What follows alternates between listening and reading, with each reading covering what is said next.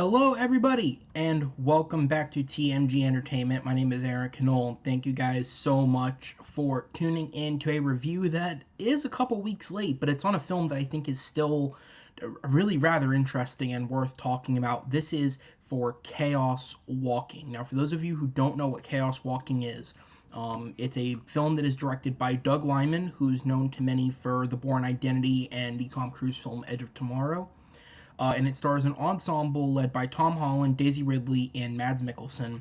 It is a dystopian action film that is based on the Chaos Walking trilogy, specifically the first book in the series, The Knife of Never Letting Go by Patrick Ness.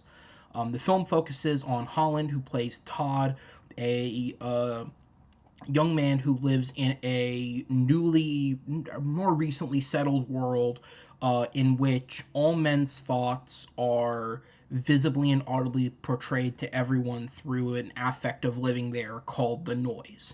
And he lives in this society of men where they are led to believe that the women were killed by the alien, like the original alien creatures that live on the planet. And basically, the gist of the story is Todd meets Ridley's character, Viola, who is a girl who has crash landed on the planet ahead of a second wave of colonizers coming on a big ship. Todd leaves his life behind and makes it his mission to help her reach a contact base where she can contact her fellow settlers to warn them of the dangers on the new planet. The reason I think this is a really interesting film is because this movie went through numerous production issues. So the film first entered production back in 2011, pre-production. And originally, Robert Zemeckis was tapped to direct, but Zemeckis then dropped from the project. And around 2016, Doug Liman was brought in, with the film going into its first production in 2017. Since the beginning of its production, the film has gone through, I want to say, like 3 or 4 different variants of the script, with 7 different writers looking at it, including some decently big names in Hollywood like Charlie Kaufman, Jamie Linden, John Lee Hancock, all taking their shots at this script. And finally, the actual film itself has 2 credited writers that are none of those guys, actually. It was Christopher Ford, who was another one of the people who took a shot at the script, and then Patrick Ness himself, the author of the book. Ended up also taking a shot at the screenplay, and those are the 2 that got credit in the end. Everybody else went uncredited for their work. The film also had more than one reshoot period, and not all of the footage, I don't know what's used and what isn't, but not all of the footage shot was even shot by Lyman. A portion of the reshoots were handled by another director in Fede Alvarez, who you guys might know from the film Don't Breathe.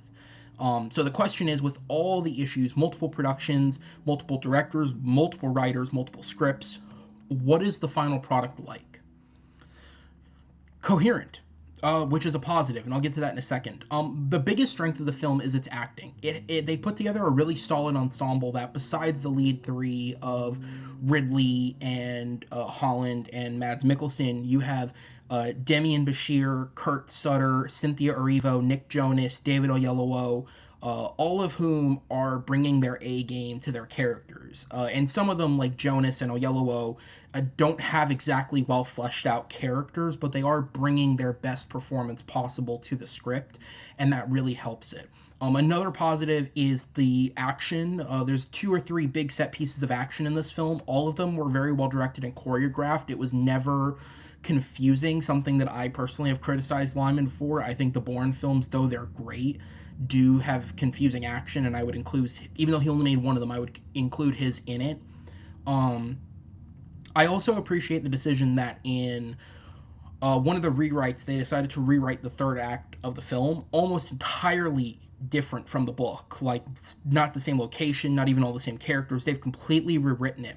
But the way that the book ends, I looked it up after I saw the film, the way that the book ends is in a direct, huge hanging cliffhanger that leads into the second book that I'm very sure Ness knew he was going to get to write when he wrote the book. I'm sure by the time they were going into a 3rd reshoot on this film, and it was scheduled for like a January release, I'm sure they knew they probably weren't getting a sequel even before COVID hit. So I like that they made a decision to rewrite the finale of the film in a way that, while there is room for a sequel, if this somehow manages to get one, I think it's grossed like under 10 million total on a 100 million budget. So if it does manage to get a sequel, there is a way to keep going forward, but it completes and satisfies the story of this journey with these two characters.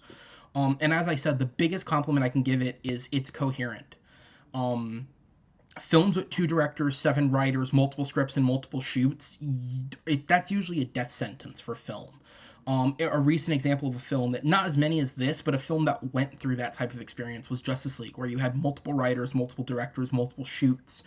And that's a death sentence for a film, because usually what you end up with is a mess of a vision, and you don't have a coherent sense of what the film is trying to be. The fact that this isn't muddled and a messy film, it's very straightforward. You can understand what they're going for, and at times it is very solid. That is a compliment in and of itself. The film does have some negatives, though. The biggest one for me is just it lacks personality. This young adult dystopian genre is a genre we have seen a lot over the last few years, and unfortunately, compared to some of those, it just kind of settles into the muddle and lacks any type of original personality. Its color composition, like here, I'll pull up like one of the shots of like the forest. Like there's only, and it's a little graded in the film, but like the only thing that pops is her pants, which are orange, but everything is all grayed and muddled. It's not stylistic, it's not unique, it's just another dystopian film. And another big criticism is the concept of the noise, which I do have an image here of how it looks in the film. It's basically his inner thoughts are kind of said and portrayed out loud through a visual. Um, while I think it was an incredibly unique concept for the book, and I think they came up with a really unique way that I like to show it in a film, because that was one of the concepts I thought would be difficult to deliver on. The noise itself suffers from very poor writing. Todd's inner thoughts, Tom Holland's character, his inner thoughts often come off like an ADD child after a line of coke.